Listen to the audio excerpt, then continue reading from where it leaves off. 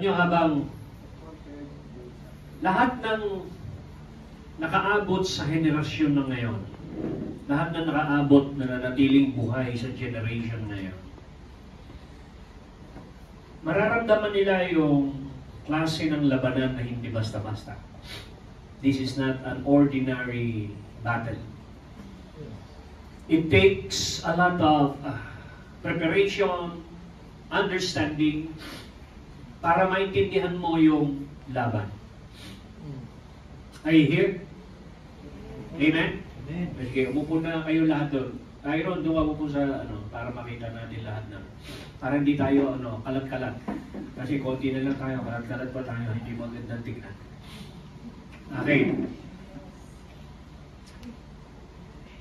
Makikita natin na ang labanan sa last days para makapag-survive, napaka-importante ng individual strength and corporate strength. Okay? Sa nangyari sa Dulay family, yung corporate strength ay malaki ang tulong. So that is a corporate strength. If that corporate strength is weak, mahihirapan po tayong i-carry yung burden na medyo mabigat. Pero kapag ang bawat isa ay mayroong personal strength na ginagawa, when we come together, nagkakaroon po ng exponential strength. Ang sabi ng Bible, 1 can put 1,000 to flight. 2 can put 10,000. So exponential po. No? Napaka-importante na sa warfare ay alam po natin yung ating position. Everybody say spiritual position. Si Jesus, I want you to hear this. Parati natin nababasa doon sa Matthew 4. Nung inaalok ni Satan, si Lord, ng lahat ng bagay sa mundo. Ibig sabihin ng lahat ng bagay sa mundo, ito yung pinupurso ng mga tao na nag-aaral, na nakapagtrabaho. Ito yung pinupurso nila. Hindi pa pwedeng nag-aaral ka, nagtrabaho ka, tapos hindi mo ipupurso yung mga bagay sa mundo. Sigurado yun. Pag nag-aaral ka, ang nasa isip mo, kailangan ko magtrabaho. Correct? Walang nag-aaral na tao na hindi naghanap ng trabaho. To compensate yung kanyang, kaya nga sinasabi ng ibang mga tatay, ibang mga magulang, wala kaming maipapamana sa iyo kundi isang edukasyon. Tama po yun, pero hindi po lahat ng edukasyon. Yung edukasyon sa mundo will not guarantee you true success. Hello? But the education that is coming from God will guarantee us success. Why? Because man shall not live by bread alone, but by every word that comes from the mouth of God. So makikita natin na sa kakulangan ng strength ng Word of God sa ating pong buhay, mas minsan pinaniniwalaan pa natin yung opinion ng mundo. Hindi ganun kadali kaagad na umalis sa standard ng mundo. Actually, minsan nagkaka-conflict pa nga between the standard of God and the standard ng mundo. Hello? Nakukuha mo rin yun? Kung si Jesus Christ ay mahina-hina sa kanyang preparation at sa kanyang position, pwede niya nang tanggapin yung buong mundo na inaalok. Ibig sabihin, nandun na eh. Andun na lahat. Correct? Hello? Pwede sabihin, ba't pa ako maghihirap? Andito na lahat. If you have 20 or 50 million, hindi ka pa ba masesecure noon yung pakiramdam mo, you feel secured because of that 50 million. Ang kukunin mo lang, kapag tinime deposit mo yan, 50 million, pagpalagay mo na, meron kang 30,000 a month or 50,000 a month. Sa 50 million na yun, Hindi ka nagtatrabaho, i-withdraw mo lang. You feel secure. Hindi mo pa pwedeng sabihin, hindi ka masisecure. Pero, Jesus' position, hindi po sa security, yung kanya pong security, wala po doon sa material things. Hindi po niya minodel yun. The fact na siya po ay strong spiritually at nandoon po siya sa buong realm ng spiritual realm, wala ho siyang sinandalan na sinandalan natin sa mundo. Yun ang dahilan kung bakit wala tayong maaamoy na hints, na kahit maliit na hints sa pera, naamoy pera, o nangamoy pera si Lord. Hello? Actually, kapag hindi ito natin nakita, sa positioning pa lang, sa chess na laro, magkamali ka ng position, isang move matik eh. Isang butas lang doon sa laro ng chess. Wrong position, pwede kang matalo. Mabilis kang matatalo. Now, kung titignan po natin yung John chapter 14 verse 30 sa Amplified Version, makikita natin dito nakasulat, bakit ito isinulat ni John? Siya lang ang mayroong record nito. Kasi si John lang yung isa sa pinakamalapit sa puso ng Panginoon. Ang kanyang position kay Lord, lagi siyang nasa dibdib ni Lord. Kaya iba ang record ng kanyang mga sulat. Pati motibo ni Judas na isulat niya. Na supposed to be dapat mga physical things na nakikita. Pero yung inner motive ni Satan, inner motive ni Judas na isulat. Pati yung pagpasok ni Satan sa puso ni Judas na isulat. So, ganun siya ka-keen sa pagsusulat. Now, pagdating dito, makikita niyo si Jesus mismo ang nagsasalita po rito. Siya mismo ang nagsasalita rito. Ang sabi rito, John 14:30, I will not speak with you much longer, for the ruler of the world, Satan, is coming, and he has no claim on me, no power, he has no power over me, nor anything that he can use against me. Sa ibang translation ng Amplified na classic, yan yung bago. Sabi niya, he has no claim on me, he has nothing in common with me, there is nothing in me that belongs to him, and he has no power over me. Alam niyo, yung position na yan is a very unshakable position, a very powerful position na dapat maintindihan ng mga believer na ito dapat yung pinupursige natin. When we go and engage in warfare, be sure wala kang inaalagaan o walang kiniklaim ang kaaway sa'yo. O you have nothing in common with him. For example, may bitterness ka. Si Satanas punong-puno ng bitterness. May unforgiveness ka. Gustong-gusto ni Satanas siya. Magkapareha niya. So makikita natin, there is no darkness, there is no light in him. There is no truth in him. So sinungaling siya. So kung tayo nabubuhay sa kasinungalingan at meron po tayong DNA pa ng kasinungalingan, we have no match to him. Ano ibig sabihin nun? Meron kaming something in common. Kung baga sa ano, madali ka niya masway. Bakit? Because you have something in common with him. Hello? You're living in the flesh. Satan will be happy. Why? Because he's using the flesh to defeat you. Diba? So, pansinin nyo, wala siyang, sabi ni Lord, wala siyang pwedeng i-claim sa akin. And yet, pure si Lord, holy si Lord, walang stronghold sa kanya ang kaaway. Pero si Satanas, nagpupunta pa rin sa kanya. Bakit? Kasi baka baka merong nakasingit. Right?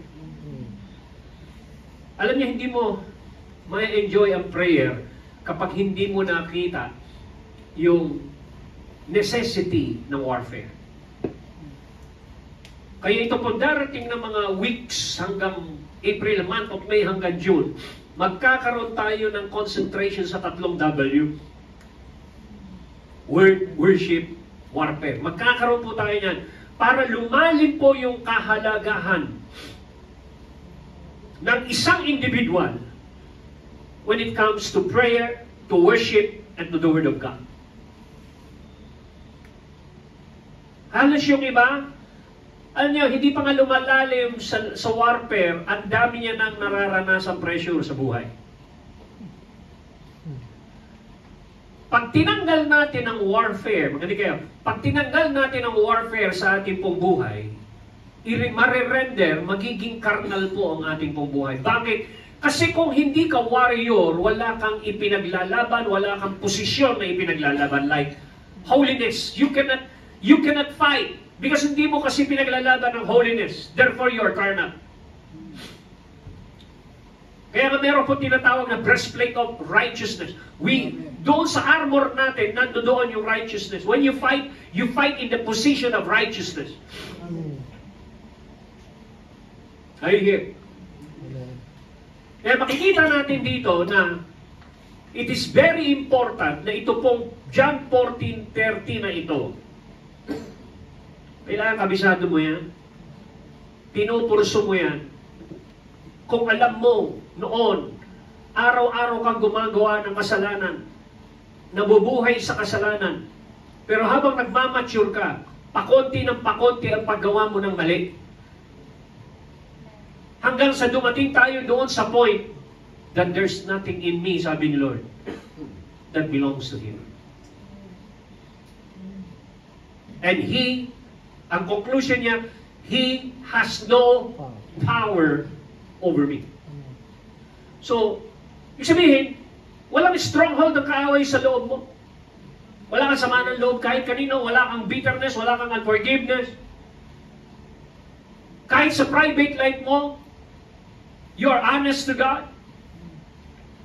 Ikaw ay honest, ang puso mo ay malinis sa harapan ng Diyos. You're living in the life of repentance. Magkamali ka lang ng konti, nakaisip ka lang ng mali, nagre-repent ka na kagad. Why? Because of this verse. Dahil yung verse na ito is the foundation na kung saan hindi po pwedeng manaig ang kaaway ng Panginoon sa iyo. Lalo na ikaw ay kinocover ng blood ng Panginoon. And by that blood makes you holy. Amen. That's why we can overcome him, the devil, by the blood of the Lamb. Yung faith natin kay Jesus, na nakatupad ng lahat ng 10 Commandments, yun lang ang may halaga at yun lang ang merong hulog o merong bearing. But at the same time, hindi po tayo pwedeng manatili sa ating kinalalagyan na hindi natin binavalue yung pong spiritual na pakikipagbaka na ito o hindi mag-mature sa spiritual na pakikipagbaka. Kasi pagka hindi mo naunawaan na necessity ito sa iyong buhay, what will happen? You will be so relaxed in this life that you will begin to be deceived na hindi mo kailangang lumaban. Kasi pwede kang kumbinsin na ba't ka makikipaglaban kung pwede ka naman mag-relax? That's a temptation. Napaka-crucial po ng ating panahon. If Brother Tony would not be prayerful, there will be no impression to him to be prepared within the 2 weeks bago siya umalis. But because he was so attached to the Lord na nakapag-pray at kasama pa ang pamilya, we are so sure that he is with God and we are at peace. We have that peace in our heart. Amen. So makikita po natin dito na ito po yung isang posisyon na dapat na pinagpupukusan na isang Kristiyano kung gusto po nating lumaban at maka-experience ng panalo sa isang mas mataas na level. Ano sinabi niya? Nothing in common with me. There's nothing in me that belongs to Him. Tapos yung amplified na bago, ang nakalagay, wala siyang pwedeng gamitin sa akin against me. No power over me nor anything that can use against me. Ayun yun. So saan siya kumukuha ng power? Saan kumukuha si Satan ng power? Sa'yo. Titignan niya kung merong siyang kamukha ng nature sa'yo. Kaya ko itong talunin. Bakit? May magagamit ako sa kanya. Bakit? Meron siyang nature na katulad ko. Hello? So, it's a total opposite. Yung character ni Satan. So, makikita natin dito na ito yung character ni Satan. Pansinin po ninyo yung character ni Satan sa John chapter 8, verse 44. Sa John chapter 8, verse 44, I want you to see na si John, nung sinasabi niya ito, si Jesus ang nagsasalita rito.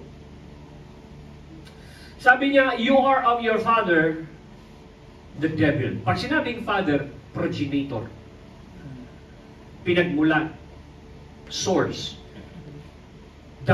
Your father is the devil and it is your will to practice the desire which are characteristics of your father. So ano yung ini-express ng kaaway sa'yo? Ini-express ng kaaway through you, gusto niyang i-express yung alin? Yung kanyang character.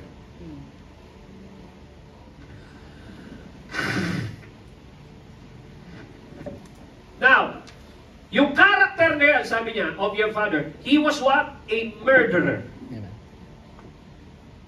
So ano pinapatay niya? Pinapatay niya lahat ng apoy ng Diyos sa iyo.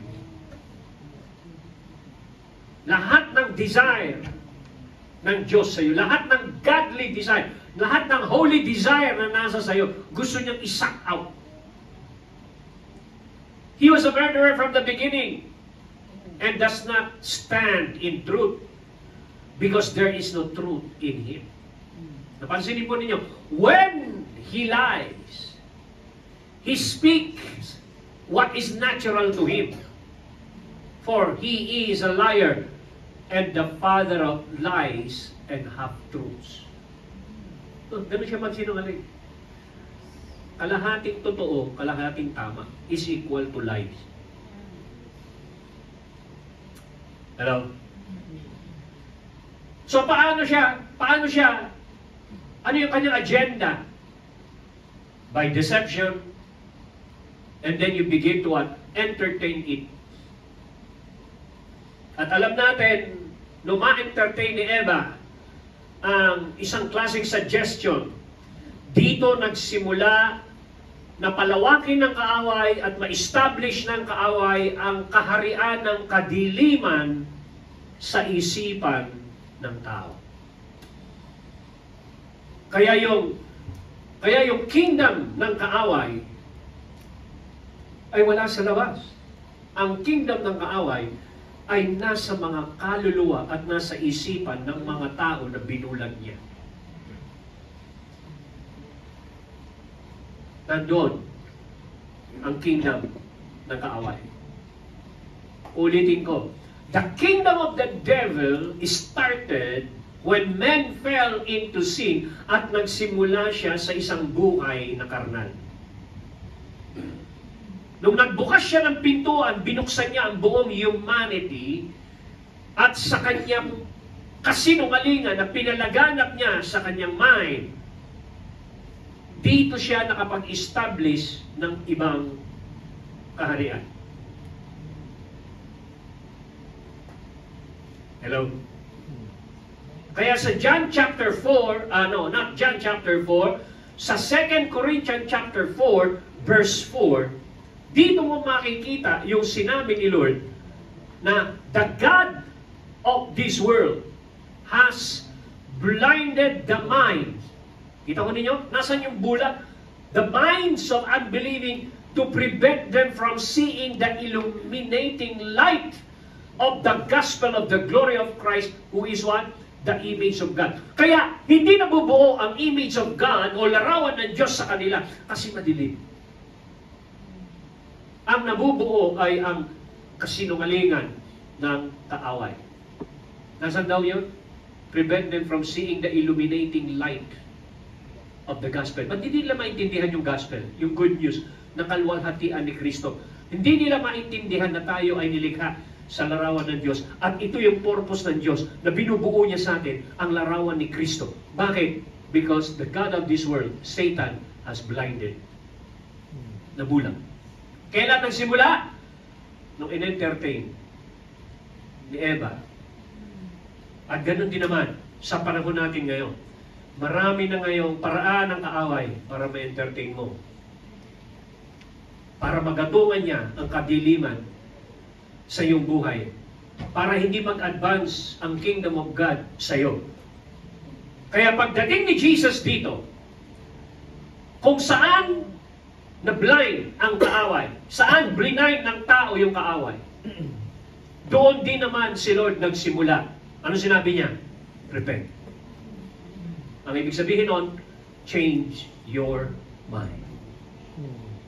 Dahil kapag hindi na bago ang pag-iisip niya, yan ang malaking hadlang upang ikaw ay pagharian ng Diyos. You cannot walk and demonstrate the kingdom of God with the mind of the kingdom of darkness.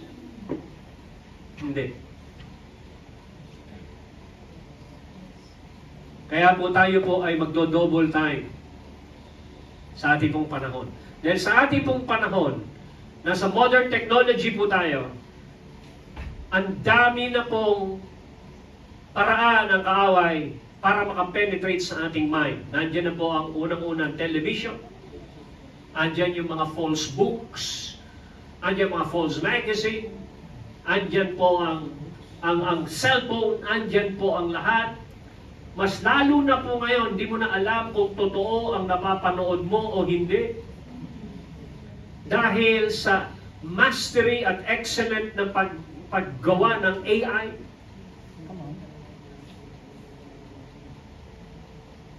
AI na kumikilos ngayon. Doon papunta lahat. Ay, yung mga napapansin nyo, kaya nilang dali yung kanilang sarili sa ibang bansa, nakala mo, totoong-totoo. Gumagalaw na. Hindi na siya basta post lang. Gumagalaw siya. Kung ba, pwede kang gumalaw sa area ng Paris, sa area ng London, pwede kang umakyat doon, pero wala ka doon talaga. Nagsimula yan doon sa isang mga apps na picture lang. Pagkatapos, pipindutin mo, pagkatapos, kakanta yung picture mo. Ayun. Pero halata mo, gawa ng AI. Pero ngayon, hindi mo na siya mahahalata sa sobrang excellent, sa sobrang totoo. Hindi mo na siya mahahalata.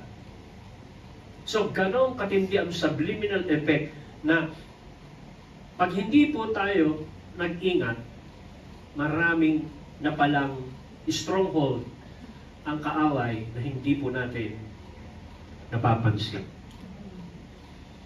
That's the reason why the Lord God, Jesus, our King, says, I want you to watch. Why I said to you, I say to all, watch. Be vigilant. Maging vigilante. Baka yung kaaway ninyo, the devil is like what? A roaring lion. So, maatungan lang siya. Sino sinisik niya? Someone Someone na meron pong stronghold niya. Seeking someone who may devour. Na pwede niyang wasakin. Pero si Jesus hindi niya mawasak. Bakit? There's nothing in Him that belongs to the devil. Wala sa posisyon si Jesus para matalo. And that is a powerful wisdom na kailangan po nating maintindihan. Kaya ang kaaway ay naglalagay ng mga invisible barrier para hindi tayo makapenetrate sa spiritual realm at maka-breakthrough. Okay? Na itong invisible barrier na ito, pag hindi mo ito naintindihan, na inilagay ng kaaway, mahihirapan ka maka-breakthrough sa mas matataas pang level ng pagsamba at pagpupuri at pagpipray. Hallelujah. Now, tingnan po natin ito.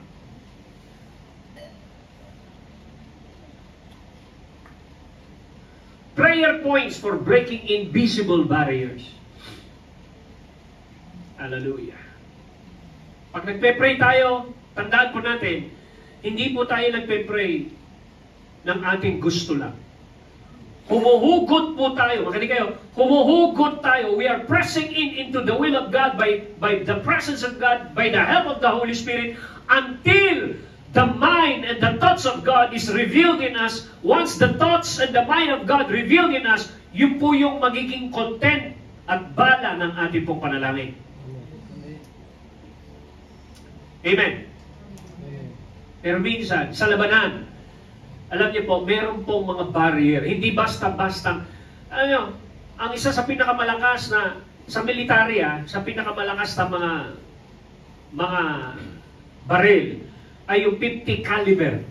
Kayang bumutas ng pader. Kayang pumutol na, ay malayo, kayang pumutol ng puno. Kayang pumutol ng nyug. Isang bala lang, kayang pumutol ng puno ng nyug. Ganong kalakas, ganito kalaki yung bala niya, kanyang isang dangkal. Ito yung pinaka niya, tapos ito yung pinaka pulbura niya. 50 caliber. So hindi po natin makikita na naglalagay pala siya ng barrier na hindi mo napapansin. At hindi mo nabasag itong barrier na ito. Delikado tayo. Hindi tayo makaka-breakthrough. Hello? Kaya nga minsan sa mga barrier, pag hindi nakakano sa gera, ang pinanlalaban nila doon sa mga malalakas na barrier niya ay mga bomba, mga tangke. Para lang masira yung kanilang barrier. Sa Mindiola, anong barrier na nando doon? Pag nagra-rally sila, hindi sila basta-basta makakapasok eh. Bakit? May mga barbed wire, yung kanilang mga dadaan, hindi ka pwedeng makagano kasi masusugat ka ng barbed wire nila eh. Yun yung barrier nila doon, bukod doon sa shield nila. So ang kaaway, naglalagay ng barrier para ma-frustrate ka sa prayer, ako at ikaw, ma-frustrate sa prayer kasi hindi mo ma-penetrate yung inilagay niyang barrier. Hallelujah. Now, sa Isaiah 57 verse 14, bakit kaya sinabi rito ni Isaiah, build up, build up. Ano i-build up mo? Prepare the road. Ihanda mo raw yung dadaanan ng Panginoon. Ito yung sinabi niya, remove the obstacles out of the way of my people. Bakit pinoprophesy ito ni Isaiah? Meron daw siyang inilagay na obstacle. Nakita na ho ba ninyo yung naglaro kayo sa camp, maraming obstacle? Yung mga military, tumatakbo sila, ang dami nilang dapat na ma-overcome na obstacle, maroon yung aakyat sila, andun yung gagapang sila, andun yung magsiswing sila sa putik. Mga obstacles yun, na hindi ka po pwedeng tumakbo ng dire-diretso mahihirapan kang tumakbo kasi minsan ang nakalagay na tatakbuhin mo ay isang pader na kailangan mong akyatin bago ka magpatuloy sa isang level. Amen. Sa spiritual warfare at prayer, ganun din. Habang ikaw ay lumalalim sa Panginoon, nakikita mo na mas lalong nagiging totoong-totoo ang spiritual na laban. Kaya yung lalim ng pagiging sense of militancy mo, dapat maunawaan mo. Pag hindi mo ito niyakap at mailagay ka ng kaaway sa isang comfort zone na ikaw ay ma-relax, mawawala ka sa spiritual na position mo at mapapansin mo, instead na ikaw ay nag-a-advance para kay Lord, hindi ka na makapag-advance. Okay? Your obstacle could be, maari, sickness. Hello? Si Pablo nakaranas ng sickness. Yung kanyang mga kasamahan ni Pablo nakaranas na magkasakit, di ba, sa mga prayer niya. Hello, yung kasama kong ito na nagkaroon ng sakit, na nahabag ang Diyos sa kanya at siya'y pinagaling. Mga nakasama niya sa team. So these are obstacles in the spirit. Maaari yung obstacle mo ay financial problem. Hinaharas ka ng kaaway, pinapa-entertain ka ng kaaway, wala kang security, wala kang financial security, wala kang ganito. But we have a great testimony in this building. Do we have a security nung tayo magsimula rito? Meron ba tayong 10 milyon sa bangko nung sinimulan yung building na ito? Or we pray together, sinamahan natin ng prayer, sinamahan natin ng tulong-tulong, sinamahan natin hanggang ang Diyos ay sinamahan tayo along the process and we come up with this.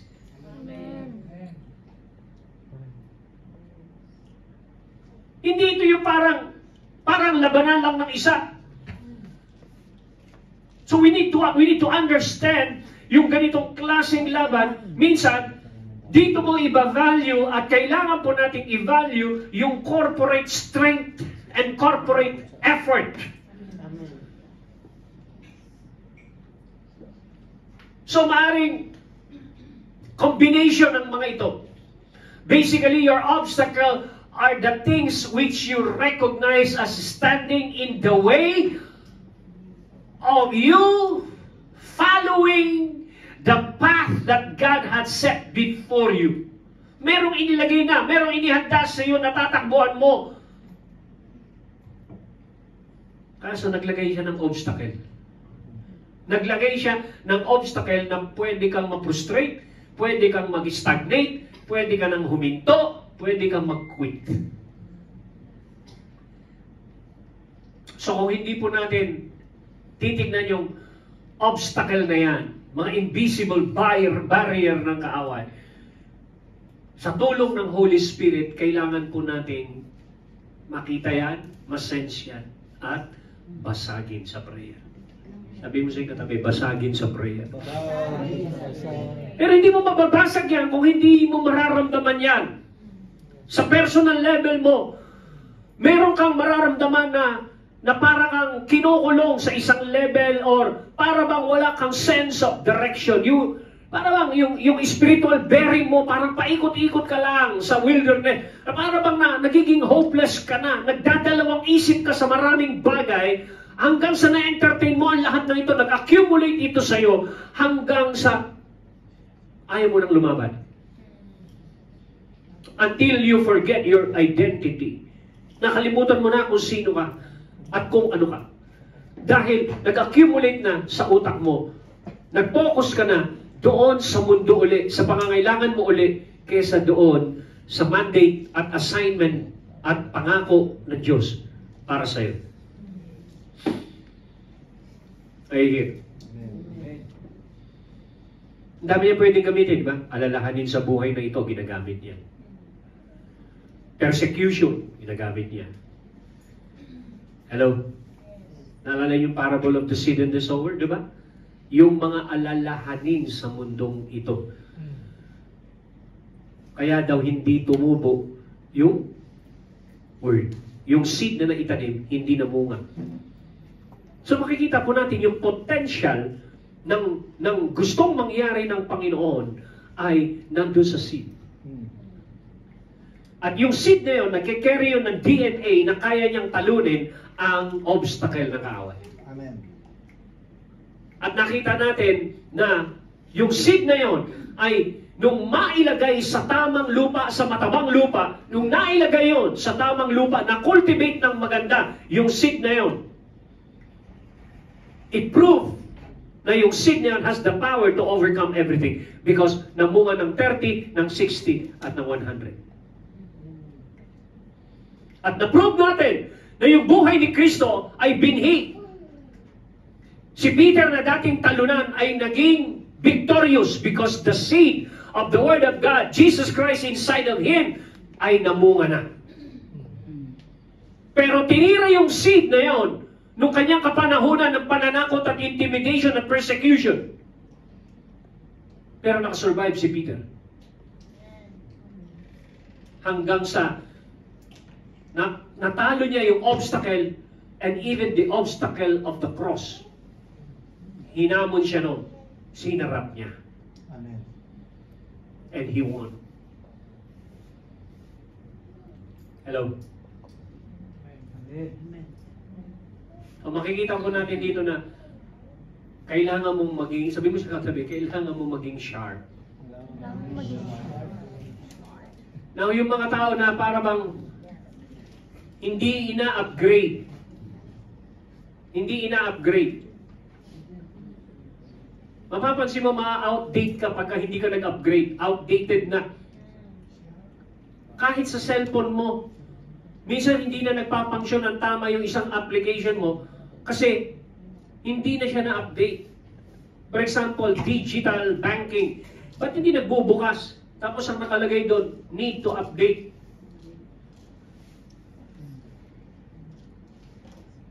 Kasi araw-araw dapat yun, naka-online. Subukan mong huwag buksan ang laptop mo. O, yung laptop mo na ginagamit mo, huwag mo buksan ng 2 araw, 3 araw.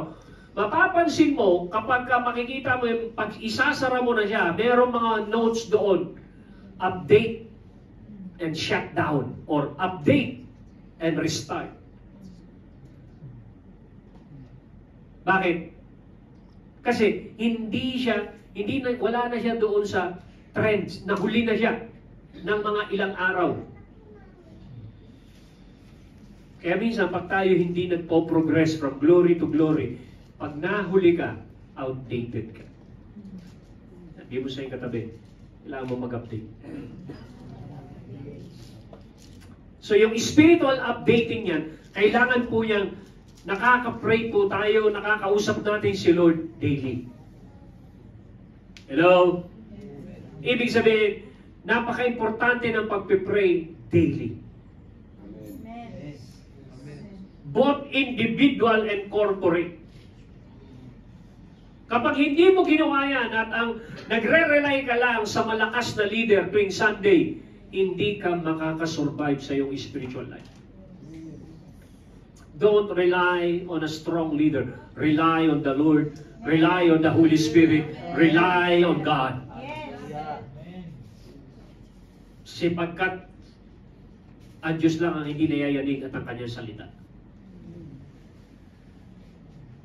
Yung leader mo malakas ngayon, after 3 weeks, mahina na siya.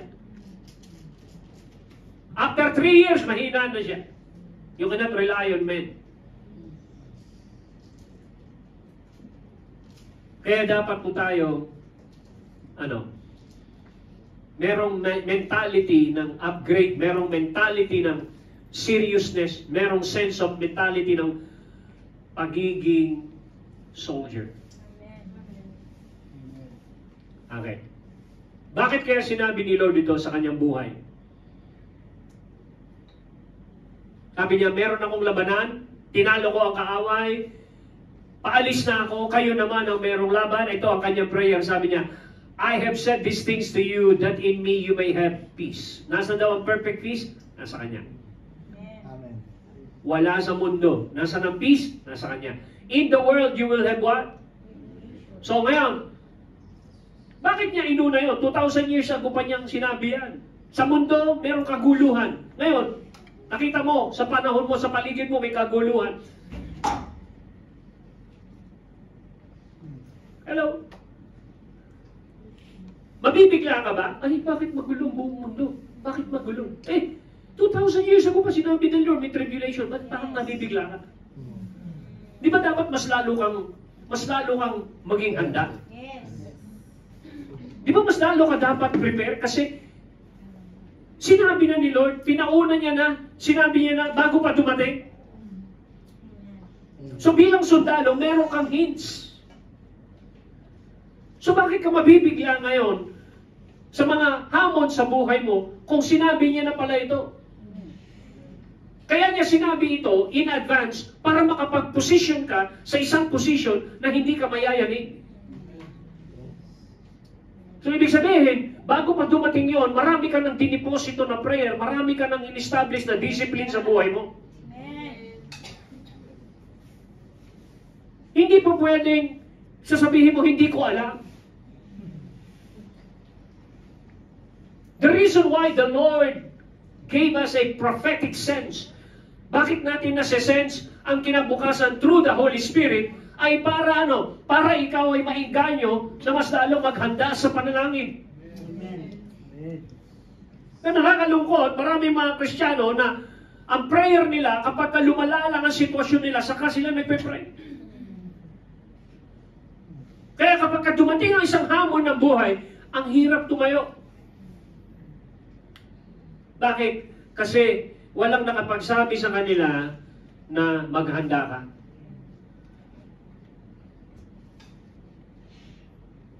Si Noah, sinabihan niya 100 years bago dumating ang baha. Pukpok na ng pukpok ng arko si Noah hanggang sa matapos na yung arko. Handang-handa si Noah, pati yung mga hayop na inilagay. Handang-handa yun bago dumating yung baha. Hindi pwede mag-excuse si Noah, bakit umuulan, bakit nagkaganito, bakit may baha. Ang focus ni Noah ay hindi yung baha. Ang focus niya ay yung paghahanda. At yung specific na mga diagram at mga detalye ng sukat ng ark, yun yung focus niya. At yung ni-reveal ng mga focus na yun, yung ni-reveal na mga sukat na yun, will guarantee that Noah will survive the flood. Ano magagaranti ng iyong victory? Ano magagaranti na ikaw ay hindi masishake? Yun yung maririnig mo, ang tinig at leading ni Lord dahil nakabreakthrough ka sa prayer. Ha? Bakit si Paul sa Philippians 4:6 ganito ang kanyang sinabi? Why? Sabi niya, do not be anxious about anything. Kala mo para bang si Pablo walang problema. Bakit siya nagsasalita ng ganito? Madali ba yung sinasabi niya? Ha? Madali ba yun? Yung sasabihin mo sa tao, ka mag-aalala ng kahit ano? Madali ba? Sa isang pamilyadong tao, madali ba yun? Sa isang tricycle driver, madali ba yan? Yung verse na yan? Sa isang taong walang trabaho, madali ba yan? Kailangan mo magbayad ng kuryente? Kailangan mo mag-budget ng pagkain? Madali ba yan? Na sinasabi ni Pablo na yan? Hindi madali yan. So kung hindi madali yan, magagawa ba yan? May possibility pa? Yes, may possibility. Kaya niya binanggit, in everything by prayer. Amen. Amen. Kung makukuha lang natin yung susi ng kultura ng prayer, na ito yung dapat na lumalim, both individual at corporate. In-integrate na natin yan, na minomonitor natin yung ating prayer.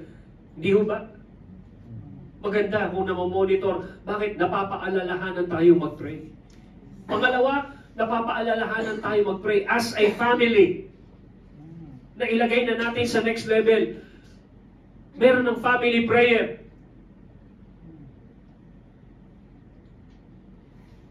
Hello? Si Brother Rami, kahit siya lang yung nakapag-pray, sinisay niya, tapos na ako mag-pray. At least, makikita mo na siya nagpe-pray para sa kanyang pamilya at nandoon siya sa kanyang bahay. Are you here? Na merong activity ng prayer na nangyayari.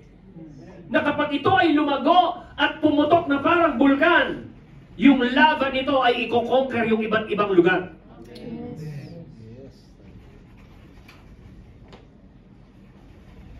Sabi rito, do not be anxious about anything, but in everything by prayer and supplication with thanksgiving. Let your request be made known to God. Paalam mo sa Diyos. Alam mo minsan kasi, pag masyado tayong na-overwhelmed ng mga problema at in-entertain na ito, dumidilim yung ating utak. The God of this world ay nag-a-advance yung kanyang kingdom sa ating carnal mind. So what happened? Hindi na natin nasasangguni ang Panginoon. We are now going to be driven. Makinig kayo. We are now going to be driven by whom? By the overwhelming thoughts na na-entertain mo na nag-accumulate without you knowing na umaalis ka na kay Lord at gumagawa ka na ng mga hakbangin na hindi naman nilid ng Panginoon sa iyo. Hello? Let your request be made known to God. Pinaalam mo ba? Or gumawa ka na lang ng sarili mong magandang pag-iisip? Your good idea versus God's idea. Alam, pagka may problema at na-overwhelm na tayo, minsan, dinadrive tayo, itinutulak tayo ng ating good idea.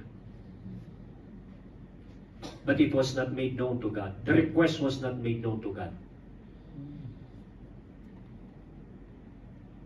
Hello? Amen. Alam niyo sila Pablo, nagpipreach sa Acts 16. Pagkatapos merong obstacle silang nakalaban doon. Isang bata na merong divination. Na habang nagpipreach sila araw-araw, sinasabayan sila. Ito, mga taong ito ay lingkod, nakataas-taas ng Diyos. At sinasabi nila sa inyo kung paano kayo maliligtas. Ang ganda nung ano eh. Totoo yung sinasabi ng bata na yun. Merong divination. Nainis si Pablo. Kinas out yung spirito na yun. Tapos, yung amo noon nagalit. Kasi yung bata na yun ay napagkakakitaan ng kanyang amo sa panghuhula. Nung nawala na yung divination, sumbong sa pulis at sinabihan na si Pablo tsaka si Silas ay nanggugulo. Kaya sila nakulong. Takunin niyo yung laban. Kinasout lang yun, ha? Spiritual yung laban. Pero yung physical consequences, nakulong sila. Sa Acts 16, yun yung time na gabing-gabi na, nag-worship sila sa kulungan. Tuloy ang laban sa kulungan. Nag-worship sila. Ginamit nila yung weapon of worship. Habang sila ay nag-worship, ang Diyos ay kumilos on their behalf. Nabuksan ang mga pintuan ng mga kulungan, naglaglagan ang mga tanikala. And then they realized, at that moment, yung pamilya ng jail warden ay naborn again. In the end, nakita natin yung laban spiritual. Na-overcome nila Pablo ang mga obstacle.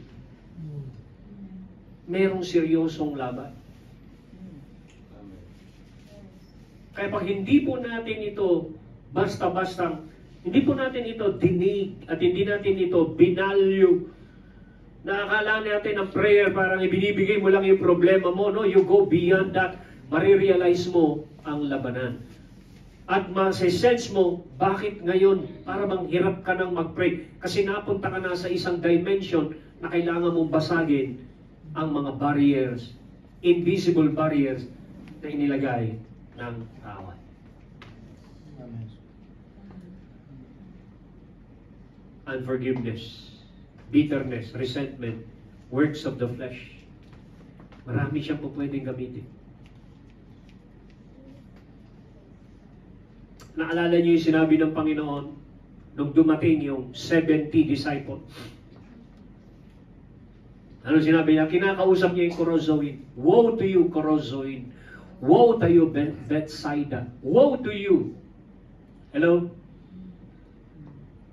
Hindi siya basta-basta nagtuturo lang ng ganun. Kundi meron siyang binabasag na barrier sa realm ng spirit hanggang sa nakita niya si Satan na nawala sa kanyang posisyon.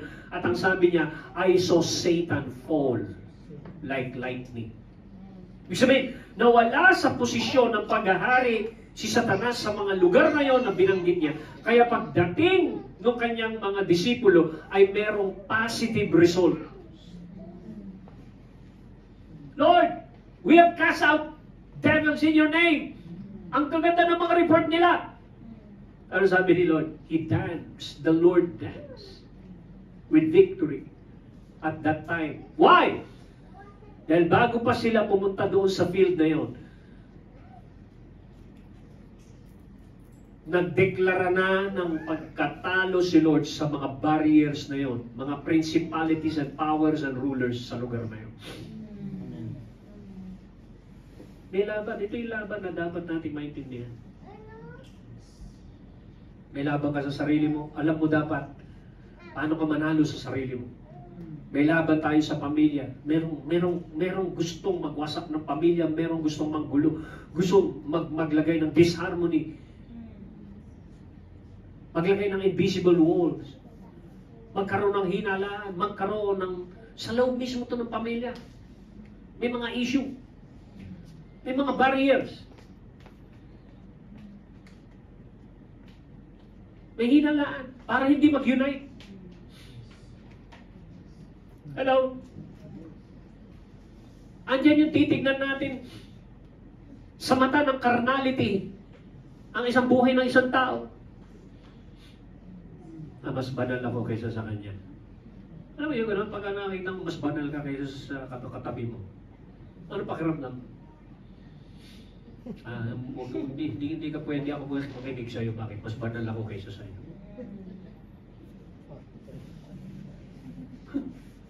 Pero mo? Di ba? Hindi ako pwede makinig yan. Sino mag-exhort ngayon? Si Jumo. Ano mag-exhort yan? Ano makikinig yan? Bata lang yan. Ano ganong klaseng utak? Hindi mo mapapansin. Meron palang isang word na po pwede mong makuha sa kanya. Yes. Right. Yes. Hindi mo napapansin. Amen, Jumo. Amen. Okay, ikaw next. Next. Declare na, Jumo. Kung naaalala ninyo, yung kalaban ng Israel, panahon ni Balaam, si Balak, pwede naman siyang dumirekta kagad na magsalita against Israel, pero wala siyang power. Bakit? Wala kasi siyang posisyon para sabihin yun. Bagamat yun ang desire niya, ni Balak, pero wala siyang position or authority para ikasa yung bala na yun.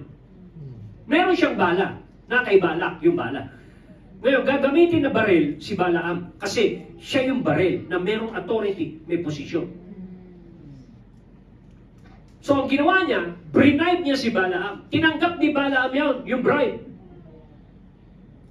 Nakakasana, naikasana. Alam niya na kung nung kine-curse na ni Balaam, yung Israel, nagtaka siya, yung lumalabas na bala, lumalabas sa kanyang bibig, hindi yung bala ng kaaway, kung hindi yung word ni Lord. Sabi niya, I cannot curse what God has blessed. Paano nagkaganon yun?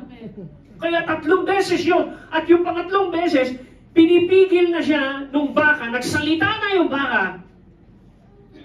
para pigilan siya sa patuloy na intention na pagka-curse. Pwede nababago ng nababago. So, doon mo makikita that even the devil believes the power that comes out of your mouth. Bakit kailangan niyang ibuka ang bibig mo at magsalita ka ng negatibo? Because he believed in that authority that you have. Kasi alam niya na nakipagtipan ang Diyos sa'yo. That His word shall not be disconnected sa iyong mind, sa iyong puso at sa iyong bibig. Shall not depart out of your mouth.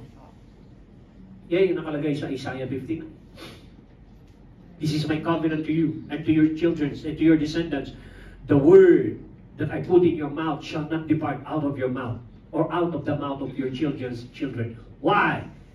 Sapagkat yung word na yan ang magla-landscape at magbabago ng bawat sirkumstansya sa buhay mo.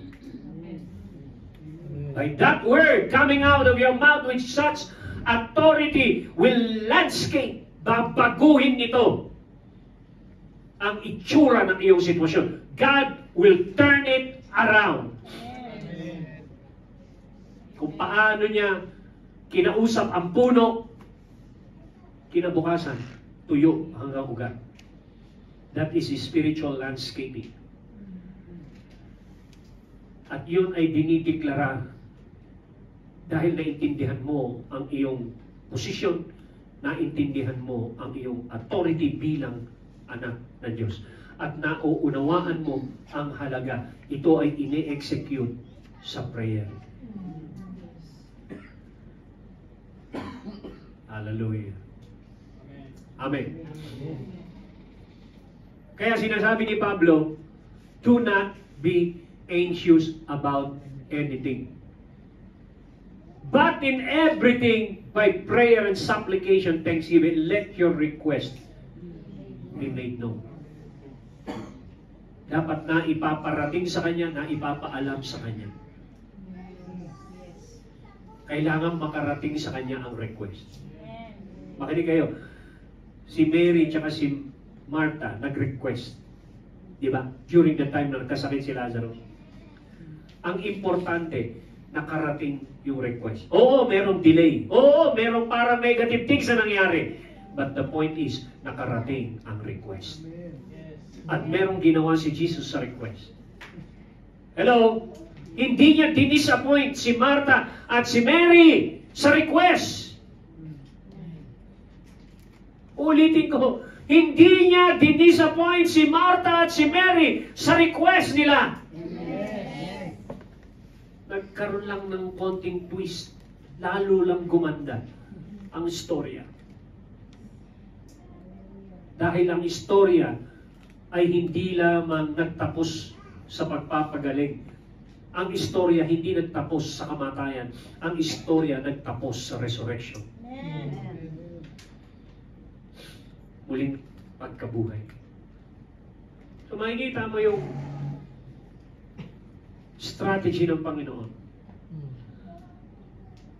Doon sa kwento ng chapter 11, akala mo parang nakalimutan sila Martha, akala mo parang hindi nag-respond si Lord. Kung ikaw si Martha at si Mary, sisisihin mo talaga siya, bakit ka na-delay, ito nangyari sa amin. But you see in the end, yung request ng dalawa nakarating sa kanya at nagsalita. Bago pa mamatay si Lazarus, sabi niya, this situation will never end in death. Ibig sabihin, meron ng blueprint of victory kahit wala pa siya physically doon sa lugar na yon para trabahuin si Lazarus. That in the spirit, the Lord already responded to prayer ni Martha. Yun po yung dapat nating maintindihan. Makarating yung ating mga prayer at magtiwala tayo kay Lord kung kailan siya kikilos. Maaaring ang pakiramdam natin may delay, pero patuloy lang tayo mag-pray. Are you here? Amen. Hallelujah. So, what is invisible barriers? Maaaring hindi ko ito matatapos. Yung part 2 siguro nito, maaaring depende. So, para makapag-pray po tayo. Invisible barriers are satanic limitation placed on an individual from the spirit realm. These invisible barriers are the primary reason why a lot of destinies are truncated. Pag sinabing truncated, nakulong. Stagnated. And some destinies were what? Destroyed. Alam niyo yun, yung bang nakita mo na mayroong potential siya na tinawag ng Panginoon na talagang may gagawin para sa ubasan ng Panginoon, sa kingdom ng Panginoon. Marami tayong mga nakita na potential. Are you here? Pero na-stagnate, yung iba na kulong na, hindi na umaandar, hindi na nagpapatuloy kay Lord. Dati nakita mong umaapoy, pero nawala na yung apoy. Dati nakita mong nasa church, pero wala na yung nasa church. Hindi na nagtutuloy-tuloy. Ang yung iba, na-stagnate. Status ko na lang, nandun lang siya. Uma-attend na lang siya, attendance na lang ng church ang kanyang ipinapakita para masabing siya'y hindi nalalamig. Pero ang totoo nun, nalalamig na siya. Stagnated and destroyed. Nawasak na. Kasi, lalo na yung bang ginagamit ka dati, tapos nagkaroon ka ng asawa, nagkaroon ka ng anak, tapos ang reason mo, alam mo na, pamilyadong tao na ako. May anak na ako pinapakain, pastor. Alam mo na yan, di ba? Nakita niyo yun? Yeah, valid reason yun? Valid reason yun eh. May kipaglaban ka doon sa utak niya. Pero sabi ni Lord, lahat ng pinagpalit siya. Di ba?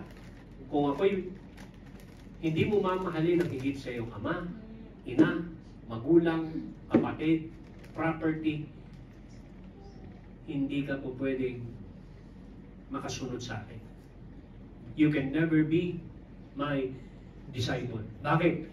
Laging may stronghold ang kaaway sa iyo sa isang desisyon na gagawin mo na magpatuloy kay Lord. Pag gusto mong magpatuloy kay Lord, umandar kay Lord, mag-progress kay Lord, hindi ka makakapag-progress. Bakit? Meron ng invisible barrier ang kaaway sa utak mo dahil meron ka ng valid reason na ikaw ay pamilyadong tao, dahil ikaw ay may asawa na, pero nung wala kang asawa, nung single ka pa lang, hindi mo naisip yun.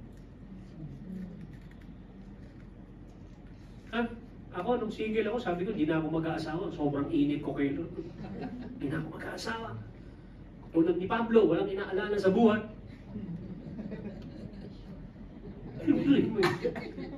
Salita ako ng salita ng bata ako na sobrang hindi ako mag-aasawa. Sabi ko yun. Pero hindi pala ganun kadali yun. Hello? Dahil kung hindi ako nagkaroon ng asawa, hindi rin ako magkakaroon ng anak, katulad ni Charis na merong istorya na nag-glorify si Lord.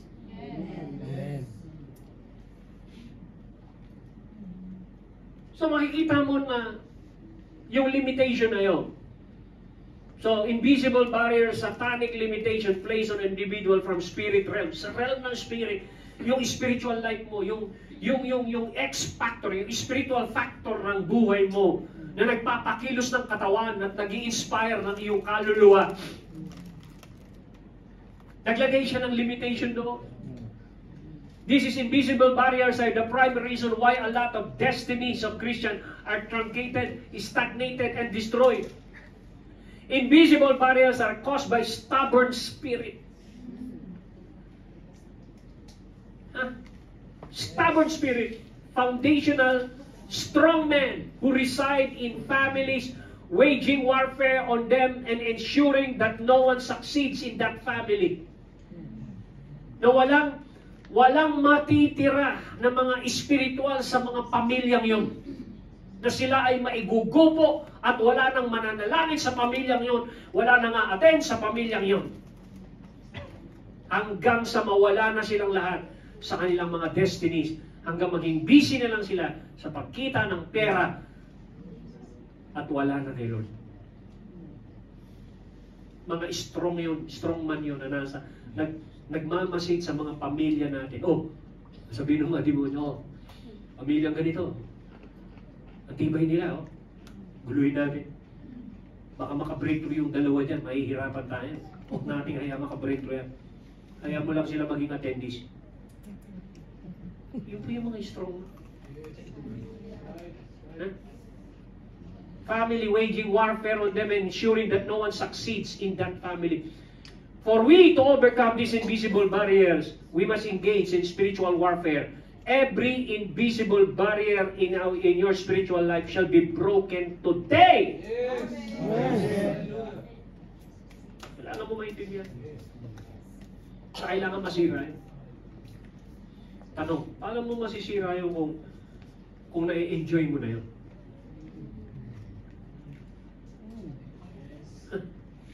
Paano mo masisira ang laziness kung na-enjoy mo ang tulog kaysa prayer? I'm not saying huwag ka matulog. Pero kung ikaw ay militar, ikaw ay sundalo, subukan mo pumunta sa sundalo, physically. Hindi ka patutulugin ng 8 hours. Ititrain ka ng matulog ng tulog manok. Yung nakatulog ng ganyan. Mga 5 minutes, 7 minutes. Ganun lang. Gisingin ka. Bakit? Kasi sa tunay na labanan, walang matutulog. Amen. Kaya tinitrain kang maging sensitibo sa spirit. It demands accuracy. It demands sacrifice. It demands consistency. It demands perseverance. It demands continuity. Kapag hindi itong ginawa mo, you can never mature and break into the next level of the dimension of God that expect you to function. Amen. Hello? Kasi habang lumalago ka sa spiritual, pa-stable tayo dapat ng pa-stable katulad ni Jesus. Yung ba kapag nag-mature ka na sa all realms of the Spirit, you become like the Lord. Na mas sensitive ka sa peace na nararamdaman mo kesa sa bagyo na nararanasan mo sa labas. Ginising pa nga si Lord ng mga disipulo niya sa gitna ng bagyo. Di ba? Natutulog si Lord sa gitna ng bagyo. Kasi mas na-enjoy niya yung peace in that realm, spiritual realm. Na walang, pag nandun ka, kahit bagyo, hindi ka pwedeng galawin. Kung tayo lang makakapunta ron kahit katiting. Hallelujah. Kahit katiting lang, kahit 30% lang. Huwag ng 60, kahit 30 lang eh. May enjoy natin ang spiritual life. Amen. Mauunawaan mo bakit napakahalaga ng word, bakit napaka-importante ng confession, bakit napaka-importante ng declaration, bakit napaka-importante ng faith, bakit napaka-importante ng worship, bakit napaka-importante ng gatherings na katulad na ito. For us to be equipped, for us to be armed, for us to be reminded, for us to be fueled, for us to be focused. Hello? So makikita natin na kailangan mabasag yan. But you need to identify it. Yung cycle na yan. Nagke-create siya ng cycle.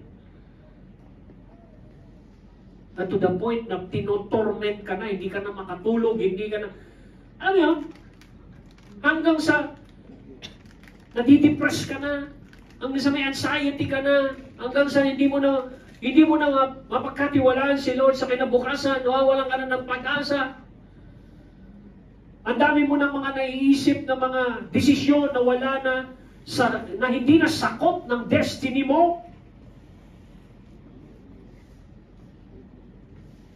Hello? Ganun ang gusto ng kaaway. Magdesisyon ka na labas sa destiny mo. Galing niya, di ba? Kasi habang ikaw ay nagpapangsyon, nasa labas ka ng destiny mo, you will be like a prodigal son went out. Na umalis sa destiny pathway niya, sa pathway na kanyang destiny, napagod lang siya sa dulo. And the only solution for him is to go back to that pathway. Bumalik siya sa kanyang ama. Bumalik siya sa intimacy. Bumalik siya sa house. Bumalik siya sa presence. Bumalik siya sa purpose. Hello? Pagbalik niya, may kaaway siya doon. Kuya niya. Kailangan mo mapagtagumpayan yung laban na yun sa loob ng bahay. Amen. Barrier. Invisible barriers. Kailangan mong i-identify. Magpe-pray tayo ngayon. 3x3. Tatlo-tatlo. Mag-a-agree yung dalawa sa'yo. But you need to identify yung barriers na yun. Sa pamilya mo. Ano yung mga barriers na yun? Meron bang mga addict na ron? Meron bang mga violente na ron? Meron bang mga... Hello? Meron bang mga nagdi-discourage doon? Meron bang... Hello? Identify natin. Sa trabaho, ano yung mga nakaka-discourage sa iyo na pinipilit kang ibalik sa cycle of torment? Sa cycle of fear? Na pinipilit kang ibalik doon sa ganong klaseng pag-iisip na gusto mong sumandal sa sarili mong lakas more than kay Lord. Hanggang sa lumalabas na sa bibig mo yung, pagod na ako, ayoko na, hindi ko na kaya. So nagtatagumpay si Balak na gamitin ang bibig mo. Di ba parehas lang?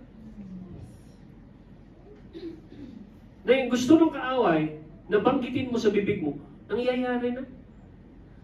Na supposed to be, hindi dapat mangyari.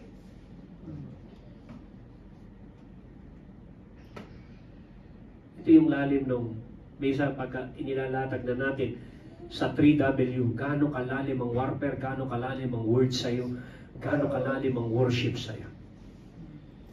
Kapag hindi ka lumalim, napakadaling bunutin ang mga bagay na pinundasyon ng Diyos sa'yo. Tandaan niyo ang Israel, pag sila nilulusob ng kaaway, ang unang sinisira ng kaaway sa kanila ay altar. Pwede naman sirain yung mga barracks nila. Pero bakit ang una nilang sinisira ay yung templo, yung altar? Why? The invisible barriers. These are satanic limitations placed on an individual in the spirit realm, from the spirit realm. These invisible barriers are a primary reason why a lot of destinies are truncated, stagnated, and even destroyed.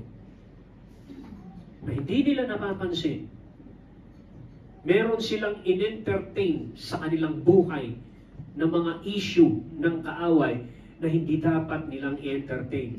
Like Eve entertained Satan. Inintriga sila. Totoo ba? Nandoon yung totoo ba? Totoo ba? Alam mo kapag gano'n, totoo. Meron mo sasabihin sa'yo. Ganito, ganyan. Totoo ba? Totoo ba? Hindi intriga na ngayon. Ano ba mga kwento? Wala na bang ibang kwento? Yun lang. Baka meron kang ibang kwento, sabihin mo na sa akin. Hanggang sa nakwentohan ka na ng kaaway, ng marami, hanggang sa nakabuo na siya ng kanyang kaharian sa iyong utak. Hello? Di ba? Ang galing ng mundo para gawin kang adik. Pambihira. Andito ba kayo? Ang dami niyang paraan. Ang excellent ng kaaway. Gumawa ng mga pelikula, mga drama, mga istorya. Nagiging adik ka. Ilan ang na-adik doon kay pulis? Diba?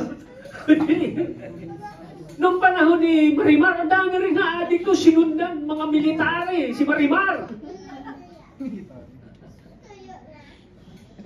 Hallelujah. Hanggang sa, meron akong napanood na very intriguing na na hanggang sinusundan niya. Saan na ang kasunod nito? Nakaka-addict yung kanyang presentation, Prison Break. Yun. Hindi nun. Akala ko matatapos na. Ang bira, alas 2 na nanonood pa ako. Ba't ako maabot ng ganitong oras? Alas 2 na. Hanggang sa dumating yung time, nakabili ka na ng CD. May 1, 2, part 3, part 4. Ang haba pala nito. Bubuhay ka pala niyang i-disciple ng Prison Break na yan. But it already destroyed. Tinanggal ka sa iyong focus while enjoying something. Hindi ka dapat doon ang focus eh. Lumaki lang yung issue. Sabi mo sa katabi, huwag mong palakihin yung issue ng kaaway. Issue niya yun. Pinapasa sa'yo. Eh, nalilimit ka. Hanggang sa ano, that invisible barrier caused by stubborn spirit. Napaka-stubborn ng mga yan, demonic. It's foundational strongman who resides in family. Minamasdan niya mga pamilya, tinitignan niya, minomonitor niya bawat individual ng pamilya kung lumalago spiritually. Tinitignan nila sino yung nakaka-breakthrough, sino yung nakaka-breakthrough sa prayer, sino yung mga nagpapasting, sino yung mga nagpe-pray. Ang mga demonyo na yan, minomonitor tayo. Monitor niya yung worship na rin na yan. Bakit? Nagpaplano sila ng atake. Meron silang gagawing 3W na matindi. Mag-level up sila. Mag-upgrade sila. Magkano sila? Magpapalakas sila. Itong week na ito, magpapalakas sila. Hello? Monitor natin yung Dulay family na yan. I-monitor natin yung Bermudas family na yan. I-monitor mo yan. Yung Tobis family, i-monitor natin yan. Yan. Maglagay tayo ng mga issue dyan hanggang sa hindi sila magkaisa, hanggang sa magulo sila, hanggang sa wala na sila makaka-breakthrough, hanggang sa magkasawaan sila, hanggang sa manlamig sila. Demonic stronghold who resides in families, waging warfare on them and ensuring that no one succeeds in that family. Napakadelikado yan.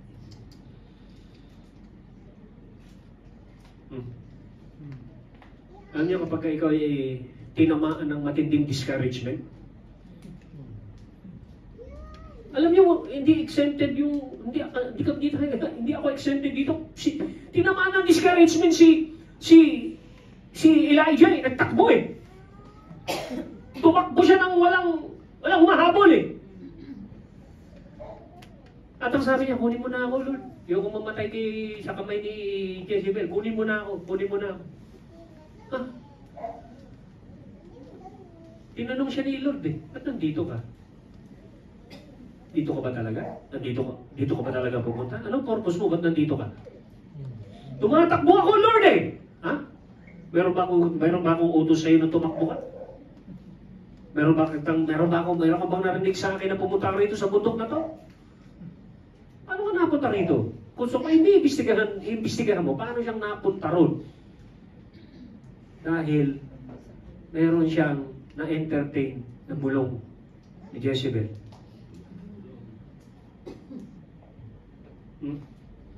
Hello? Tandaan nyo, huwag niyong iti-trade in ang napakalaking picture ng inyong destiny sa temporary things sa buhay ngayon. Dahil pagka-trinate in ninyo ang spiritual momentum ninyo, maapektuhan. Instead na nagpo-progress ka, naikulong ka ng kaaway sa utak mo doon sa issue na ang pakiramdam mo na violate ang standard mo. Yung gusto mo. Hello? Kaya ang isa sa tactics ng kaaway is offense. Na-offend ako sa sinabi niya. Na-offend ako sa nakita ko sa kanya. Na-offend ako sa damit niya. Na-offend ako, bakit siya nagpunta rito, nakashort? Bakit siya nagano? Ang dami mo pwede ma-open eh. Di na ako makikipag-pray sa kanya. Baho ng hininga niya. Na-open ako. Lahat na po pwedeng sabihin sa'yo ng kaaway sa utak mo, gagamitin niya.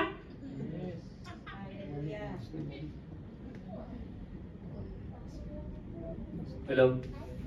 Iti-trade in mo ba ang bigger picture ng destiny mo? Iti-trade in mo ba ang spiritual momentum mo na pinagpaguran mo, na binayaran mo ng presyo? Iti-trade in mo ba ang acceleration ng mga bagay na dapat na nakapasok ka sa isang level na ginagamit ka na mas higit ni Lord kaysa 2 years ago? Huh? You got to identify that barriers. At kailangan mabasag yan. Ikaw ang kailangan bumasag niya. Dapat maintindihan mo yan. Gusto ko sabihin sa inyo, hindi matitigil ang intriga ng kaaway hanggat yung intrigero ay nandyan.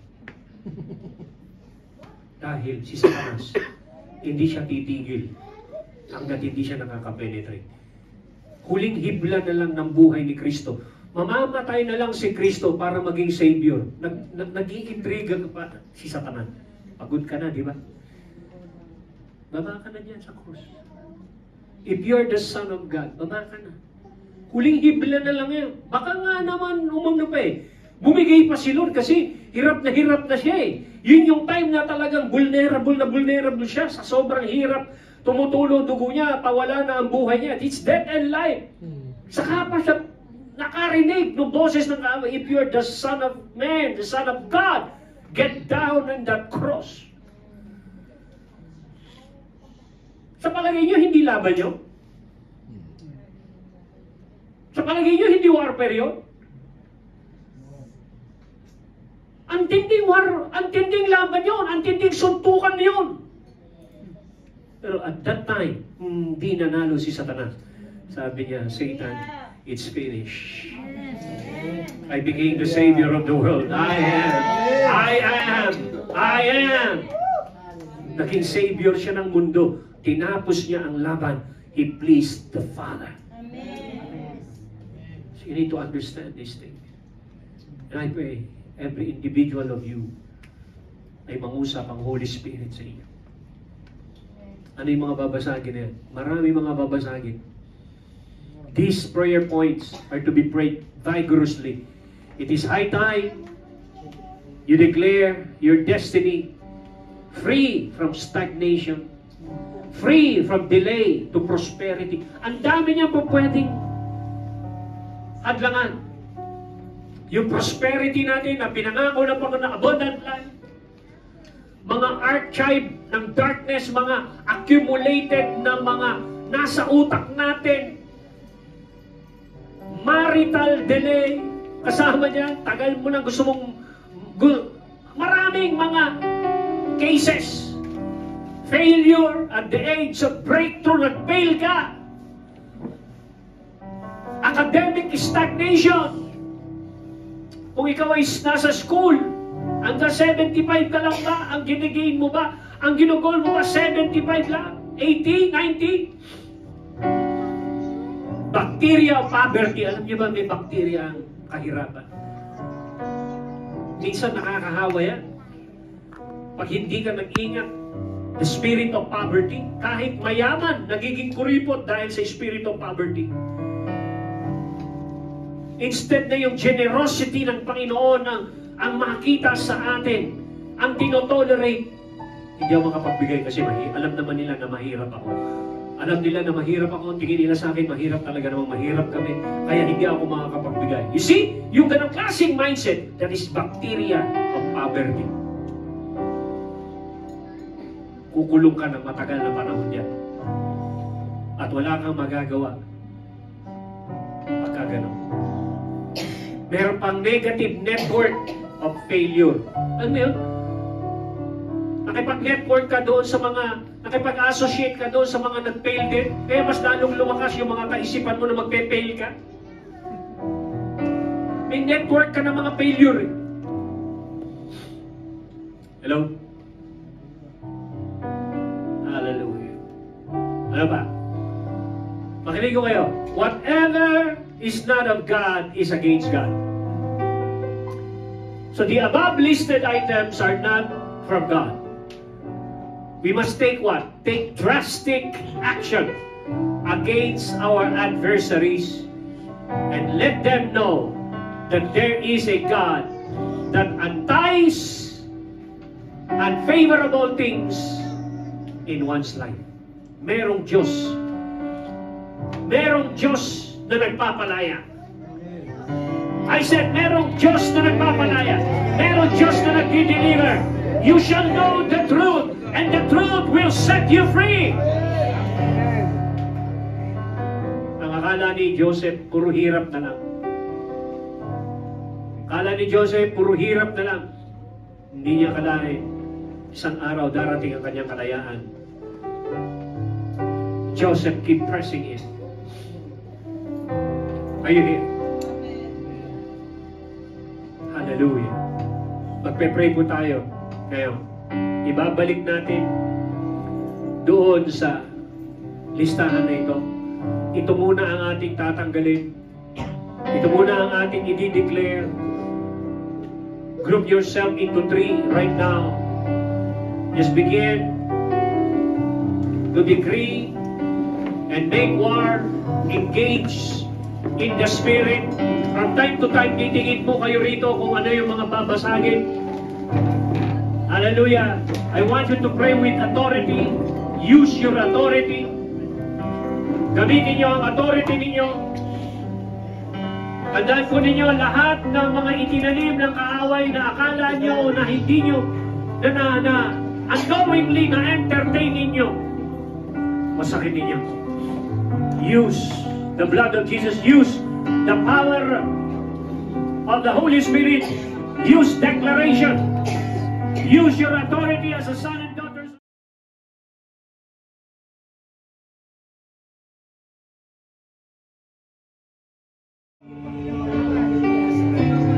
Worthy is the Lamb. Worthy is the Lamb.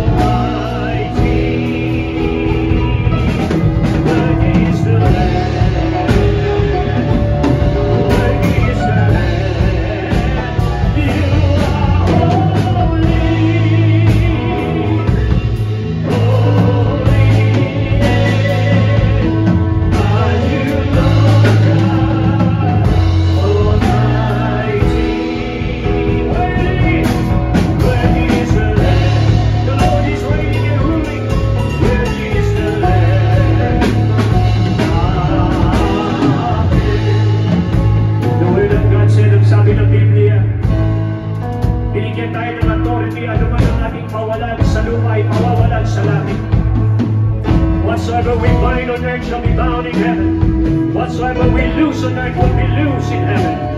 Right now, by the authority of the name of Jesus and the power of the Holy Spirit, open your mouth and release the power of God in your life, in your family. We declare more Honokaba. Lord, I declare in my family, in my body, in our spirit, soul, and body, I declare your peace. I declare your shalom. I declare your wholeness. I declare your deliverance. I declare your unity. I declare salvation in the family. Lord, I declare prosperity in the family. I declare divine restoration of everything that the devil has stolen. Lord, I continue to speak your covenant. I speak the covenant of love. I speak the covenant of healing. I speak, Lord, I declare the covenant of blessing. Oh, the Lord bless you and keep you, and let the face of God shine upon us and be gracious to us and give us peace. I declare your complete victory in our spirit, soul, and body. Lord, I declare the abundant life. I will be generous. We will be overflowing with the gifts.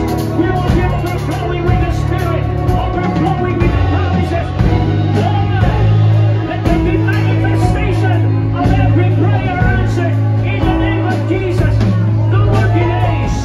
No more delay. Wala nang delay, Panginoon. Pinagkataon namin ang delay. We declare the speed of the acceleration of manifestation, of restoration, of everything. The devil has stolen. We receive healing now. We receive prosperity now. Hallelujah. Hallelujah. We receive it. Thank you, Lord.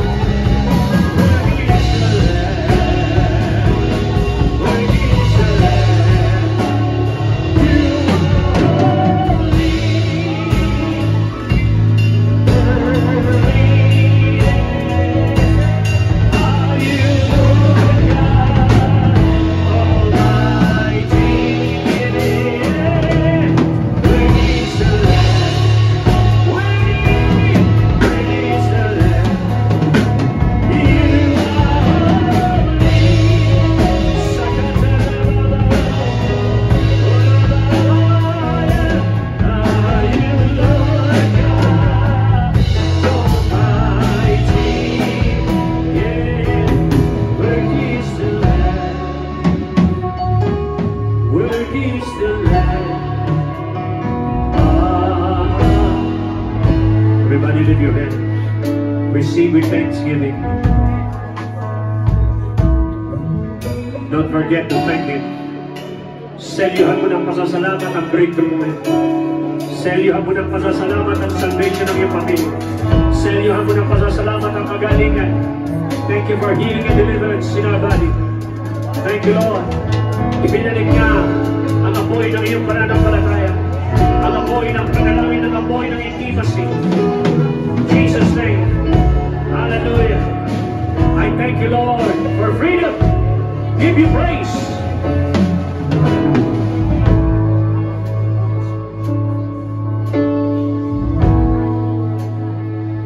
For you are great. You do miracles. Expect miracle from the Lord. Expect the manifestation of His grace and goodness. There is no one else like you. For you are. You do miracles so great. There is no one else like you. There is no one else like you. Declare you are great. Oh, you are great. You do miracles so great. There is no one else like you. Hallelujah. There is no one else like you.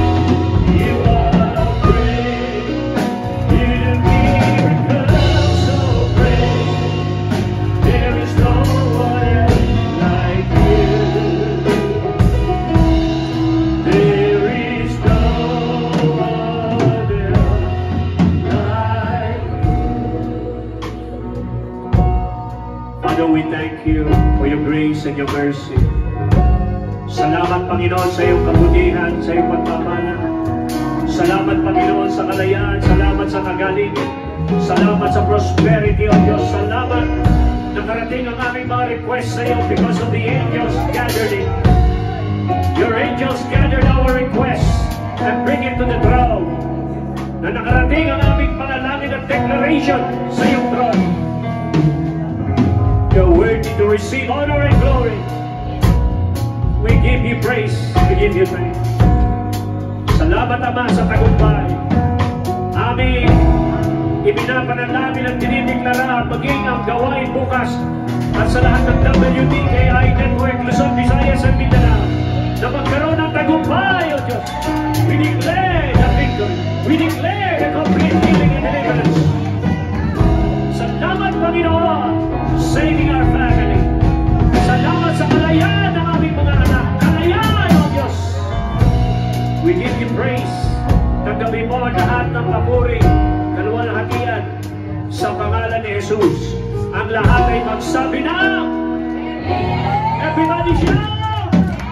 Everybody shout! Hallelujah! Let's sing one victory song. Let's sing one victory song.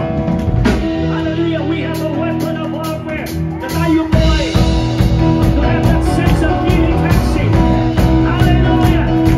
Oh! Yes, God! Oh!